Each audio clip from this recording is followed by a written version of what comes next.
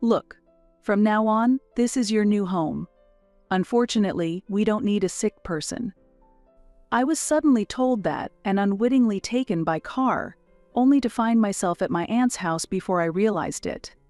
"Your father declared that he wouldn't pay for your medical expenses in order to cover the costs of your sister's study abroad." Lost for words, I was in a daze, but my aunt warmly welcomed me. "Sonia, won't you become my child?" she proposed, and from that day, I began a new life as the child of my aunt and uncle. And 10 years have passed. My name is Sonia. I have 2 sets of parents. I regard one set as the worst and deeply respect and cherish the other. You might wonder why I have 2 sets of parents.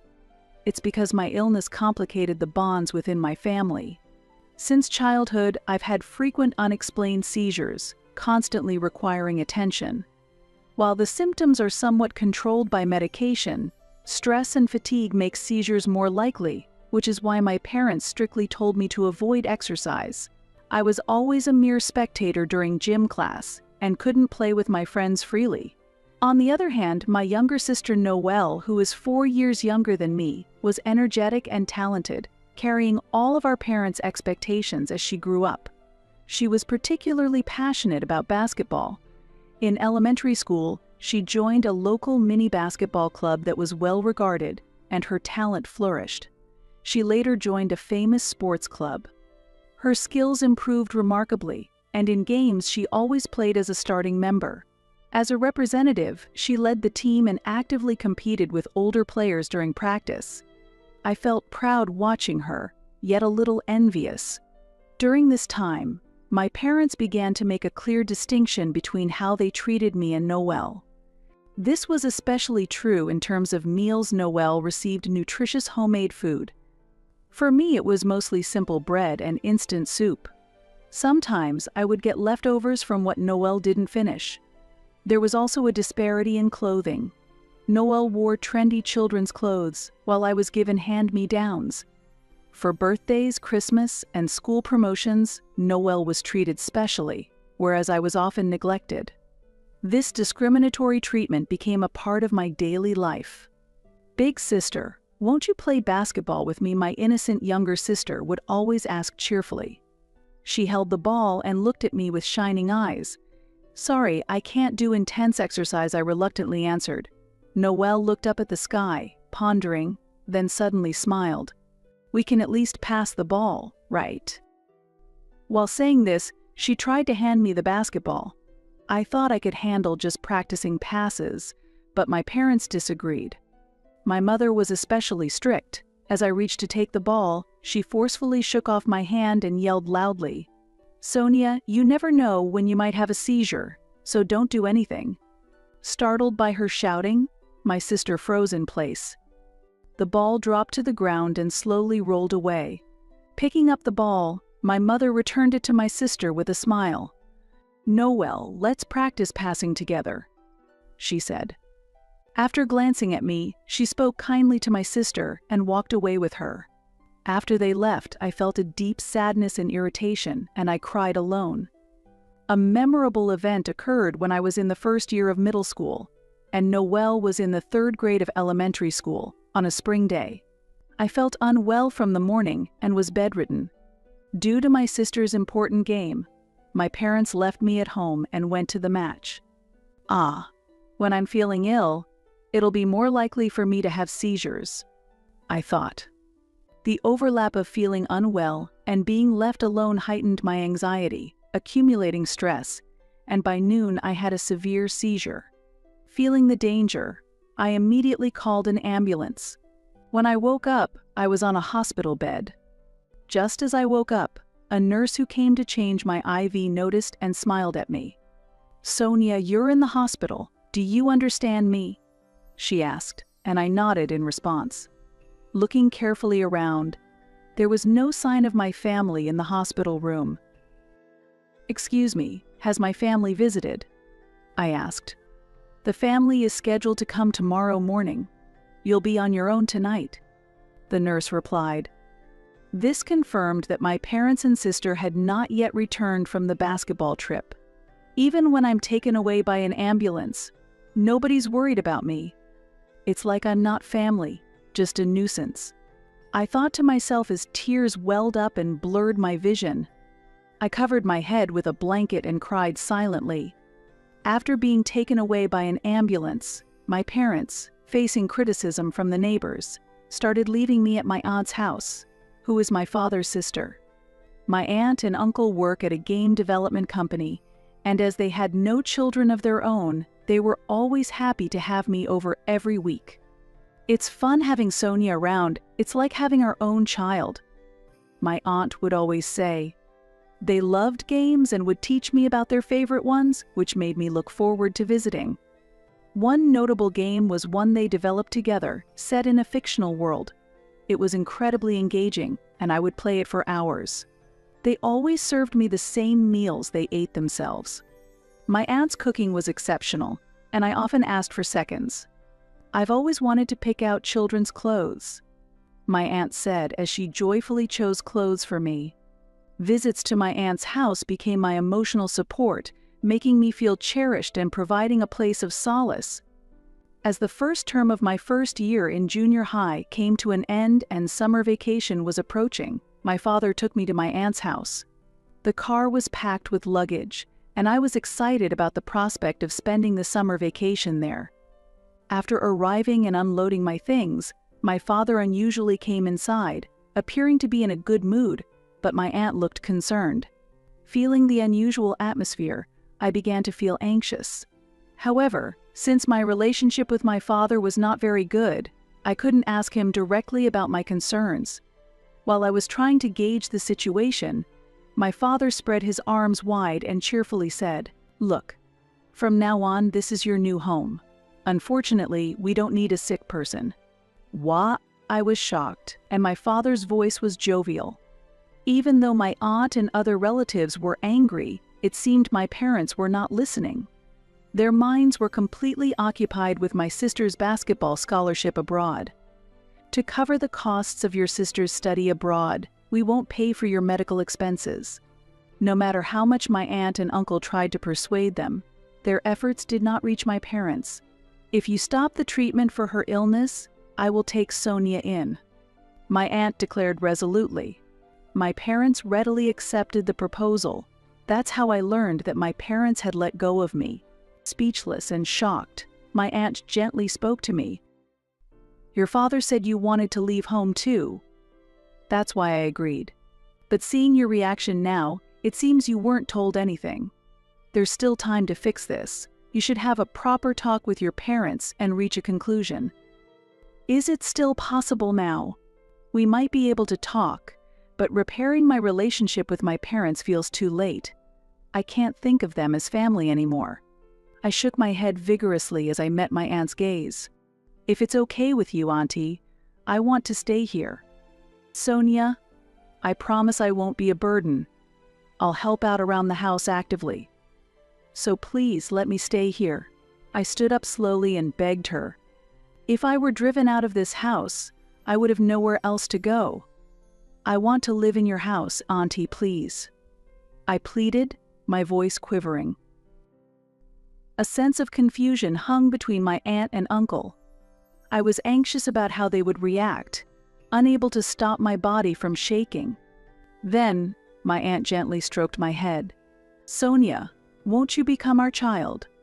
I looked up to see my aunt and uncle smiling warmly at me. "Yes, please," I answered, tears of relief flowing. My aunt, tears in her eyes, hugged me tightly. My uncle, wiping away his tears, watched over us. From that day, I became the child of my aunt and uncle. Eventually, we completed a special adoption process, and I legally became their child. Thanks to this, I was able to actively participate in physical education classes and enjoy playing with my friends. I also saw an improvement in my health and rarely worried about my illness anymore. I am truly happy to be living with my aunt and uncle. Afterward, I started competing in trading card games. Despite the risk of seizures, my aunt and uncle did not stop me but supported me, allowing me to focus on the competition. A strong desire to repay them someday was born in my heart. I joined the trading card club upon entering high school. This school's trading card club is well known in the competitive trading card world. I was excited to grow and develop in such a stimulating environment, and I was happy to be able to showcase my abilities. In my second year of high school, I won the national championship, surpassing other prestigious schools. Unable to contain my joy, I ran home that day to share the good news with my aunt and uncle. By then, the seizures from my illness had almost completely stopped. Before graduating from high school, I was informed by a doctor that my illness had completely healed and I had become as healthy as my sister. After high school, I continued competing in trading cards, with my aunt and uncle always supporting me. When I performed well, they celebrated my success as if it were their own. I started to achieve stable good results after turning 20. Now at 22, I am known as a top player and recognized as the queen of trading cards. It has been about 10 years since I was taken in by my aunt and uncle. I thought it might be time to give something back.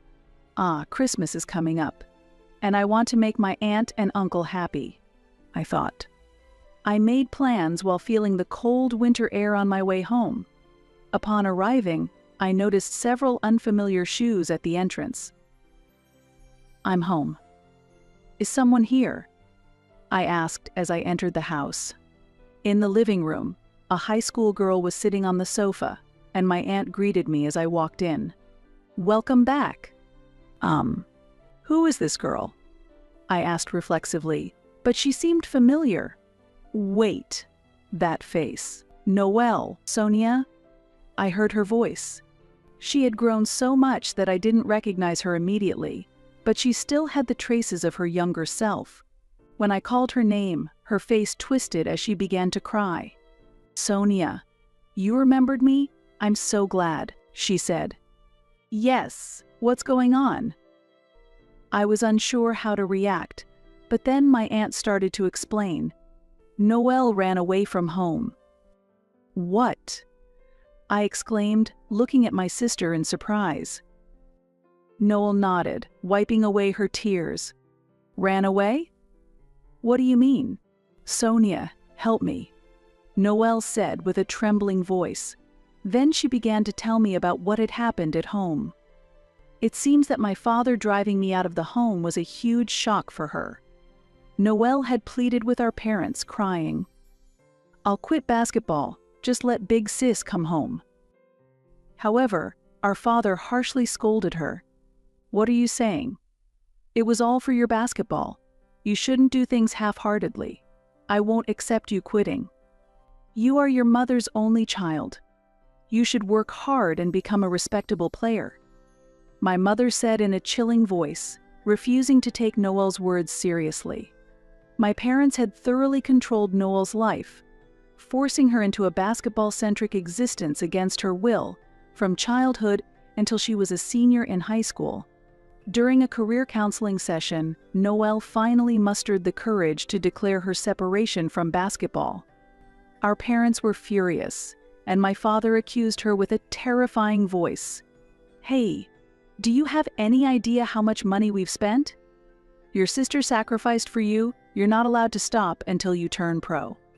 Feeling mentally cornered, Noelle escaped to my aunt's house to get away from the situation. I had no idea you were in such a situation, Noelle. I was at a loss for words. While I had been freely raised in my aunt and uncle's home, my sister had been sacrificed by our parents. Noelle, you've been through a lot.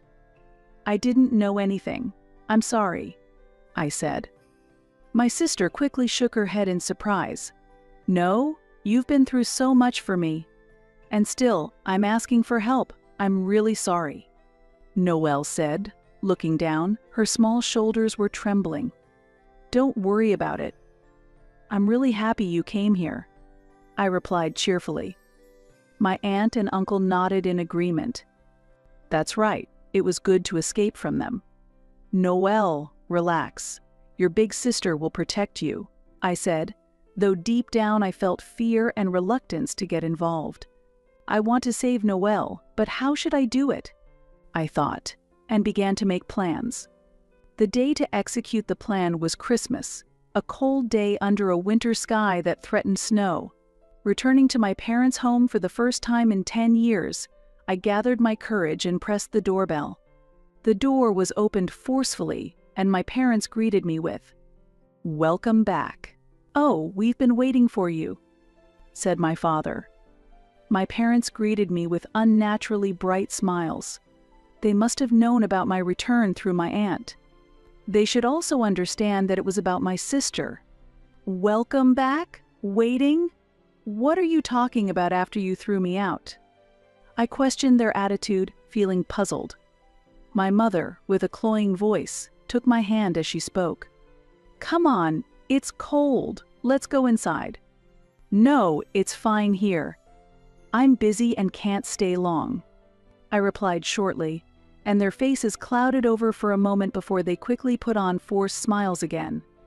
Then, they began to speak loudly in an unnatural way. "The queen of the trading card world, huh? Your dad is proud of you. Me too, you've won lots of prize money. I've been bragging about it in the neighborhood, so come back soon," my mother said. Feeling irritated by their behavior, I calmly responded, "Huh? Why?" "Because a family should be together, right?" my father responded. I was appalled by his words and glared at them in disbelief. "How dare you say that after abandoning me?" I screamed internally. However, my parents seemed oblivious to my attitude and continued to sweet-talk me. "Your mother cleaned up your room when she heard you were coming back. We hope you can relax here," they cooed. "And we even replaced the carpet in your room so you can feel comfortable to practice at home. From now on, feel free to ask us for anything," they continued. They kept piling on words, trying to win my favor. At that moment, it became clear to me. These people, they're not really talking about me. They're just boasting to the neighbors. They fabricated a story about how they supported my success as a top-tier competitive card player and bragged about it all around the neighborhood. Sending my sister to basketball studies abroad was also just an action done for the sake of appearances. I watched my parents with a cynical smile. Truly appalling. Your selfish efforts are meaningless. Actually, I'm planning to quit competitive trading card gaming in a few years. What? My parents were shocked. My father was at a loss for words, while my mother looked stunned. Competitive card gaming requires reflexes, concentration, and physical stamina. I can't keep competing with the younger players forever. I plan to retire after earning a bit more prize money. While I spoke cheerfully, my parents were clearly disturbed. "So, what will you do after you retire?" my father asked. "Well, I might be unemployed for a while," I answered with a smile, watching their reaction. The fake smiles on my parents' faces disappeared, quickly replaced by angry expressions. What a nonsense. Being unemployed without a proper job. Do you have any idea how embarrassing that would be at work? I can't even imagine, my father exclaimed. Yes, so you can forget about me. I never intended to come back to this house anyway, I replied. How insolent, my father shouted.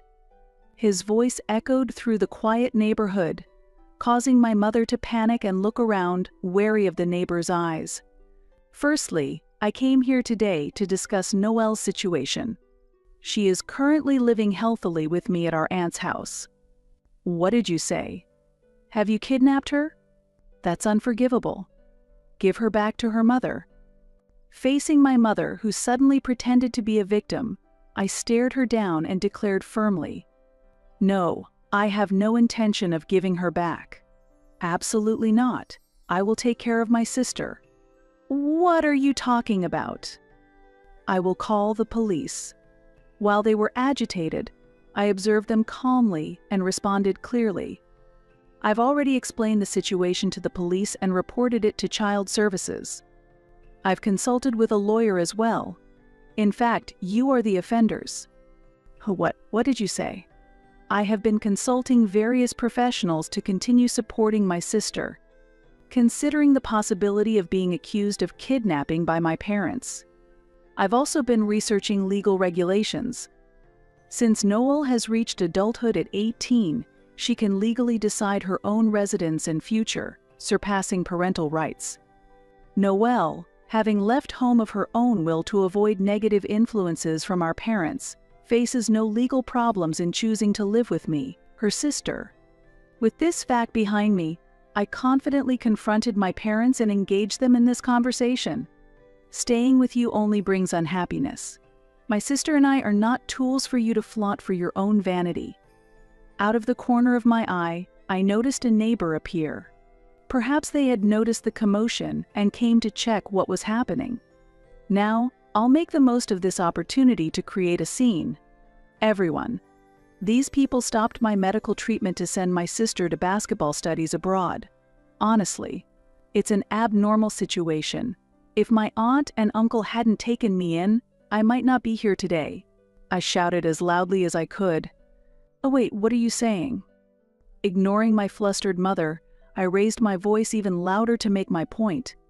You forced Noelle into becoming a basketball player just for your own pride, sacrificing her childhood. Quiet down. My father's face was red with anger, and he reached out to grab me. However, I shook off his hand and continued fiercely. What kind of parents are you, saying you won't accept her quitting until she becomes a professional player? You only see your children as tools. Neither I nor my sister will ever return here. If you try to interfere, I will call the police. Just so you know, I'm already prepared to sue. That's why I came today. I fixed my parents with a stern gaze. They twisted their faces in discomfort and struggled to respond. Looking around, I noticed that many neighbors were watching our intense family argument from their windows and yards. The expressions on their faces showed surprise and concern. I vowed never to visit this place again. With that resolve in my heart, I left the house confidently. Time passed, and 8 years later, I reached a milestone at 30 years old and decided to retire from competitive trading card gaming. Originally, I planned to retire at 25, but I prioritized taking care of my sister and put my life plans on hold. Due to the harsh training she endured as a child, Noelle developed a knee injury, which led her to set a new goal of becoming a physical therapist. She had once dreamed of being a professional basketball player, but had to give up that dream due to her injury. After a year of preparatory school, Noelle finally advanced to a vocational school. During this time, I learned how much she had suffered under our parents, and I saw the harsh reality for the first time when she came to me for help. To make up for her past, I decided to support her tuition.